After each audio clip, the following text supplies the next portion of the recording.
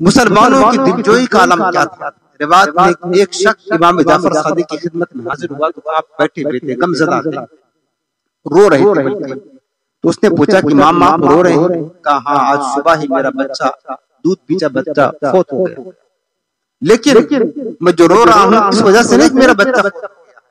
کہا پھر اتنا بڑا صدمہ، کیا اس سے بڑھ کر کوئی صدمہ لگا؟ کہا ہاں، اس سے بڑھ کر مجھے صدمہ پہنچا۔ کہا وہ کیا؟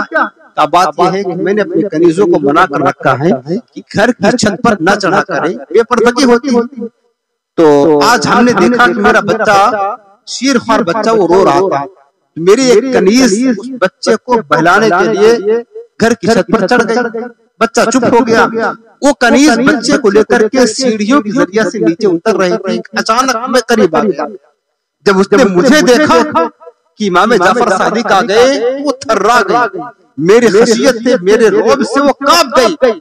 اس نے سوچا کہ انہوں نے منع کیا تھا، اب مجھے چھت پر چڑھتے ہوئے دیکھ لیا ہے، اب یہ ڈانٹیں گے، کچھ کہیں گے۔ میرا خوف، میری ہیبت اس پر اتنی طاری ہوئی، وہ کانپ گئی اور ڈر کے مارے اس کی گود سے بچہ چھوٹ گیا اور گر گیا اور مر گیا۔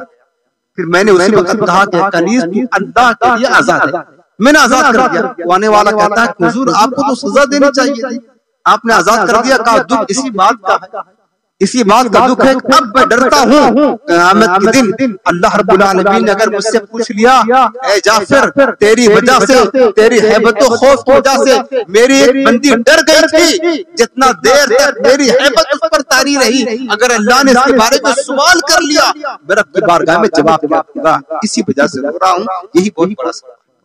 ذرا غور کریں، مخلوق خدا کی اذیت پر کتنا خوف، کتنا خوف۔ آج ہم لوگوں کے ساتھ کیا معاملہ کرتے ہیں، کس کو کتنا ستاتے ہیں، کس کے ساتھ کیا برتاؤ کرتے ہیں، ہمیں اپنا رویہ درست کرنے کی